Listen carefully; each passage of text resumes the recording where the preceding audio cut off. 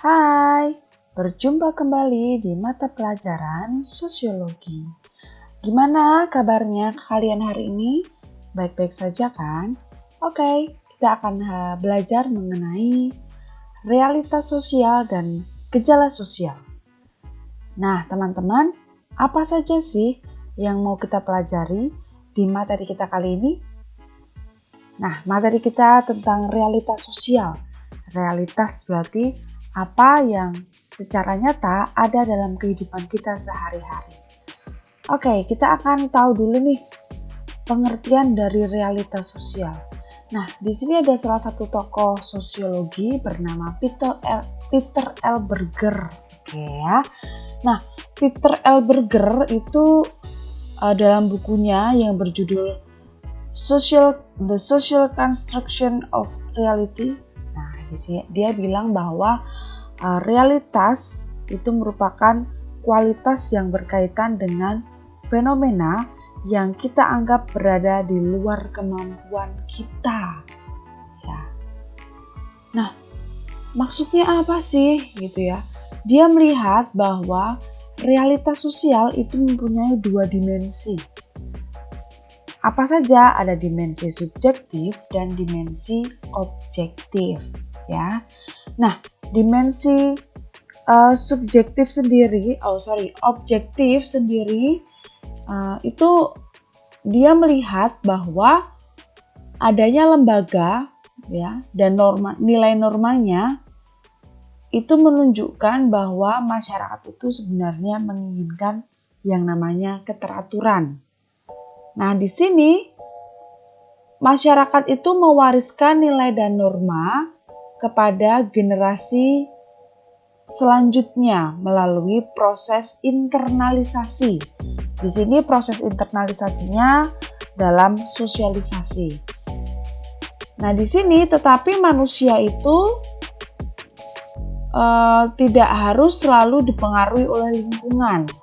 Nah, manusia itu memiliki peluang untuk melakukan interpretasi, ya, terhadap realitas sosial yang diperoleh. Nah, bagaimana dia dapatnya gitu ya? Melalui proses sosialisasi. Sempurna ataupun tidak itu dilihat dari cerminan secara objektif, ya.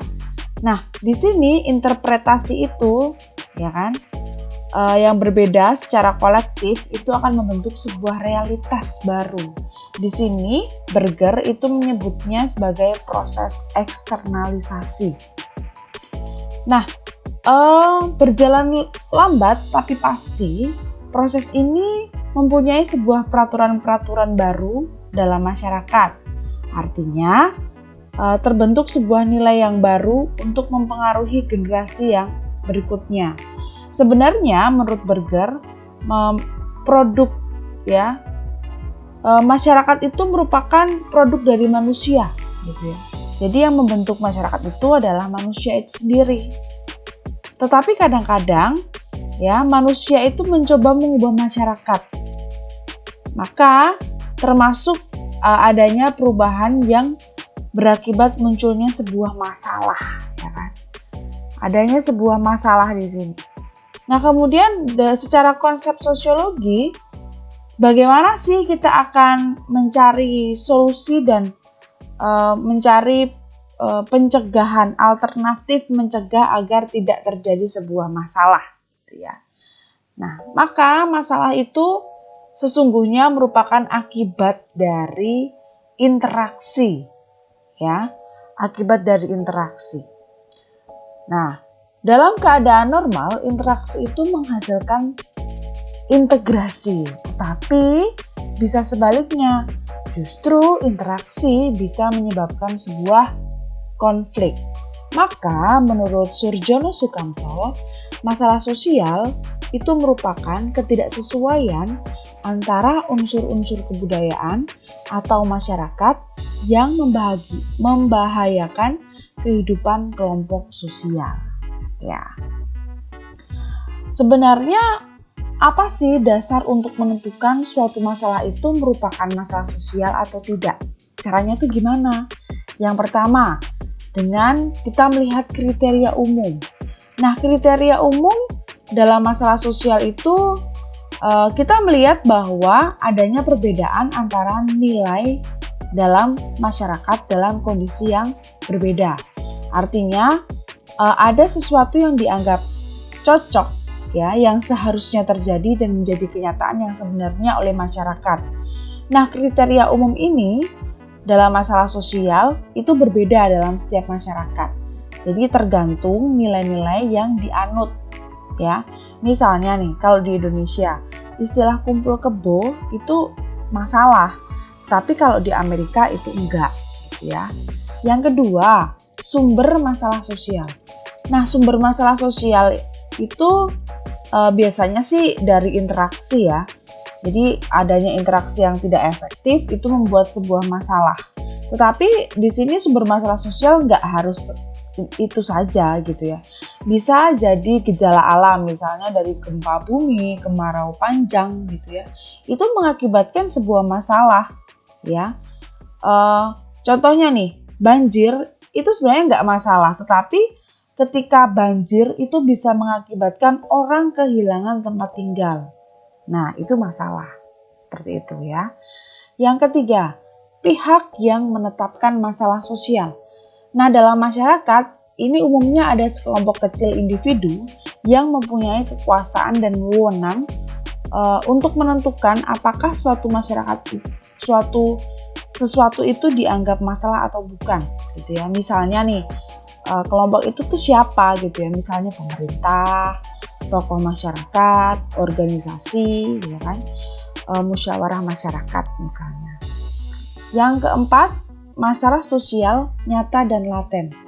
Masalah sosial nyata itu adalah masalah sosial yang timbul akibat adanya kepincangan, ya, antara ketidaksesuaian dari tindakan dan norma dan nilai dalam masyarakat. Nyata itu berarti terlihat, gitu ya. Oke. Jadi nyata itu sebenarnya umumnya berusaha dihilangkan. Kalau masalah sosial laten itu biasanya masalah yang tersembunyi. Jadi sebenarnya ada tetapi tidak diakui dalam masyarakat. Jadi kenapa sih kok bisa seperti itu? Karena adanya ketidakberdayaan masyarakat untuk mengatasi. Misalnya perilaku malas dan disiplin itu sebenarnya laten. Karena itu sebenarnya ada tapi tidak diakui.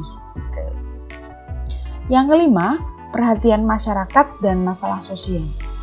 Nah, perhatian masyarakat dan masalah sosial itu sebenarnya berubah ketika itu menarik perhatian orang lain, ya kan? Jadi ini bisa dikatakan sebuah masalah jika ini menimbulkan perhatian bagi orang lain, gitu ya.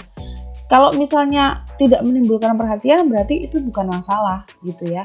Nah, jadi tidak semua masalah itu menjadi perhatian. Ya, misalnya nih, banyak orang yang melanggar lalu lintas, tetapi orang tidak tertarik untuk memperhatikan itu, ya itu bukan masalah, gitu ya. Tapi sebaliknya, orang melanggar lalu lintas, kemudian terjadilah sebuah kecelakaan yang mengakibatkan bis terbalik di jalan raya. Nah, itu masalah. Karena apa? Menarik perhatian masyarakat. Seperti itu. Contoh-contoh masalah, misalnya ada kemiskinan. Ya, kemiskinan itu berarti keadaan di mana tidak sanggup memelihara diri sendiri sesuai dengan taraf kehidupan kelompok dan tidak mampu memanfaatkan tenaga mental ataupun fisik. Ya. Kemiskinan itu berarti lebih kompleks lah, luas gitu. Yang kedua, kejahatan, ya, itu terjadi karena adanya kondisi dan proses sosial yang menghasilkan perilaku yang berbeda. Oke, yang ketiga, disorganisasi keluarga itu biasanya terjadi karena ada perpecahan keluarga atau unit anggotanya gagal memenuhi kewajiban yang sesuai dengan peran sosial. Yang keempat, peperangan. Adanya sebuah pertentangan antara kelompok masyarakat yang umumnya diakhiri dengan akomodasi. Yang kelima, masalah generasi muda dalam masyarakat modern. Di sini ditandai dengan dua ciri, ya. Adanya sikap ingin melawan dan sikap apatis. Jadi kalau melawan itu sifatnya bentuknya radikal gitu ya, ekstrim gitu. Tapi kalau apatis biasanya dia menyesuaikan dengan ukuran dalam generasi tua, ya kan? Jadi ada masa transisi di mana generasi muda itu seolah-olah terjepit antara aturan-aturan lama dan aturan-aturan baru, gitu ya. Dan di sini generasi tua tidak menyadari bahwa sebenarnya tolok ukur dalam nilai norma itu bukan usia, tapi sebuah kemampuan, gitu. Nah, yang keenam adanya pelanggaran terhadap norma-norma dalam masyarakat. Nah, pelanggaran ini tentu banyak ya. Misalnya nih ada pelacuran, ada kenakalan remaja, alkoholisme, dan korupsi. Keempat hal ini memang umum ada dalam masyarakat. Oke, gejala-gejala sosial. Nah, kenapa sih kita dari realitas itu langsung membahas mengenai gejala gitu ya? Karena di sini gejala itu merupakan peristiwa yang terjadi ya di antara dan oleh manusia, baik secara individu maupun kelompok. Nah, di sini gejala sosial itu merupakan peristiwa yang disebut perilaku ya, karena perilaku oleh individu yang terlibat di dalamnya yang saling terkait gitu. Nah, maka di sini gejala sosial itu muncul dari aktivitas masyarakat ya. Aktivitas yang mempunyai pengaruh yang lebih kuat daripada lingkungan geografis atau dalam menentukan kegiatan individu. Ya, misalnya nih, masyarakat mempunyai kegiatan menentukan keyakinan, keinginan, motif perilaku dari anggota masyarakat. Contohnya, misalnya adanya kemiskinan, kejahatan, perang, ya kan, kewirausahaan dan persamaan gender misalnya. Nah, ini setiap gejala itu menimbulkan dampak sekaligus penyebab dari gejala sosial yang lain. Misalnya nih ya, keyakinan agama itu akan mempengaruhi praktik ekonomi. Kepentingan ekonomi menentukan teori politik. Nah, itu semuanya akan saling terkait. Jadi gejala sosial baik di kota maupun di desa, ya kan, itu sebenarnya punya beberapa perbedaan sih, ya kan, kalau di kota dan di desa. Kalau di desa itu umumnya kan mereka bercocok tanam, ya kan. Nah, jadi kegiatan warga itu selain bercocok tanam, sementara kalau di kota itu mereka lebih kepada perdagangan, profesional, ya kan, pekerjaan selain bercocok tanam atau pertanian, gitu. Jadi kalau di pedesaan itu memang masih didominasi oleh aktivitas manusia. Jika kalau di kota perbedaannya beda lagi nih.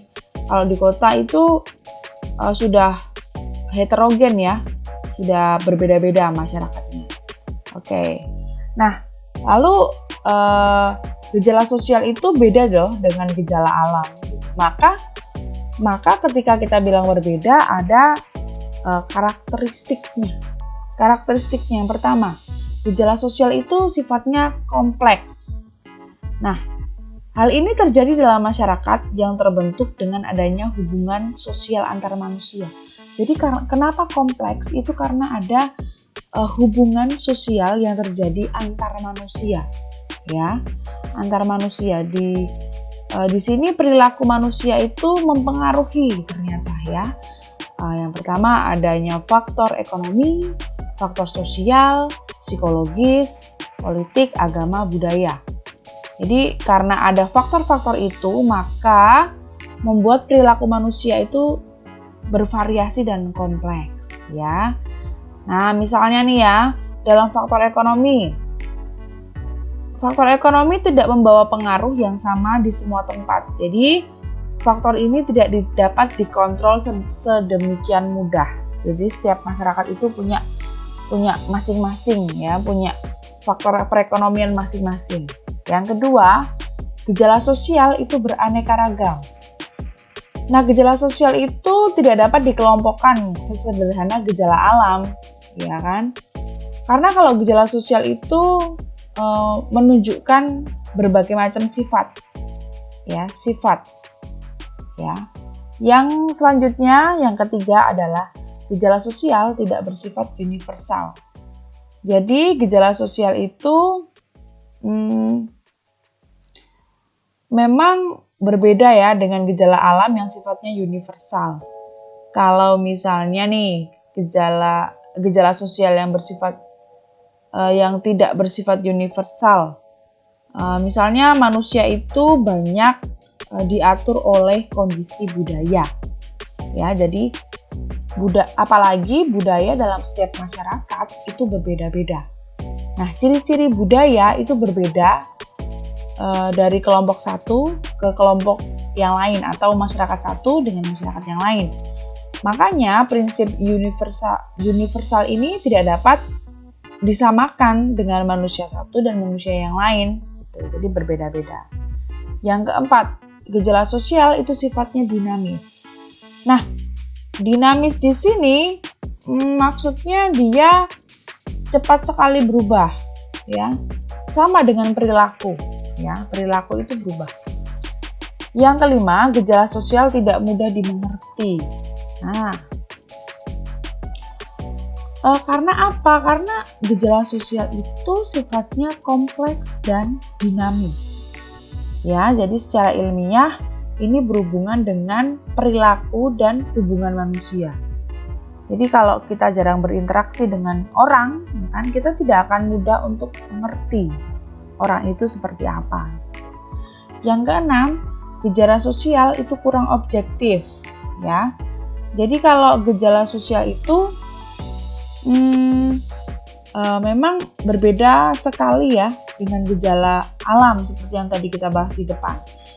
Jadi memang dia kalau gejala yang kurang objektif itu karena dipengaruhi oleh anggota-anggota masyarakat. Misalnya nih, dia masuk dalam sebuah komunitas misalnya.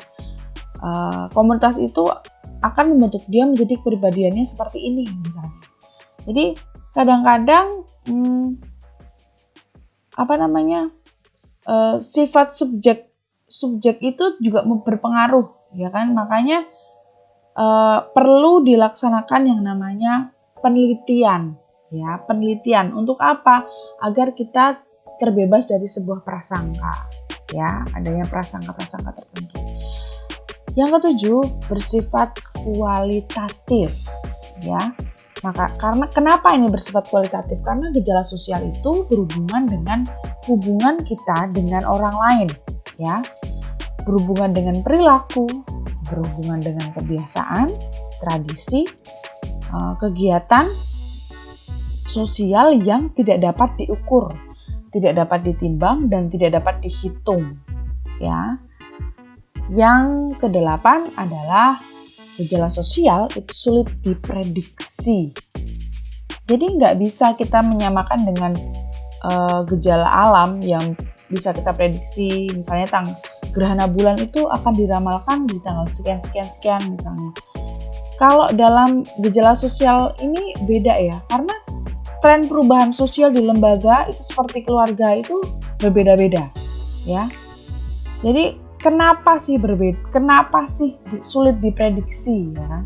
Karena sifatnya kompleks, abstrak, dinamis, kualitatif, dan spesifik. Jadi hal ini sesuai dengan kodrat manusia, karena manusia itu secara alami itu adalah makhluk yang kompleks dan dinamis. Maka apa sih sebenarnya perbedaan dari realitas dan gejala? Tadi kita bahas itu ya. Nah, kalau gejala itu adalah fenomena yang bisa memunculkan masalah. Tapi kalau realitas itu adalah kenyataan yang ada di dalam masyarakat.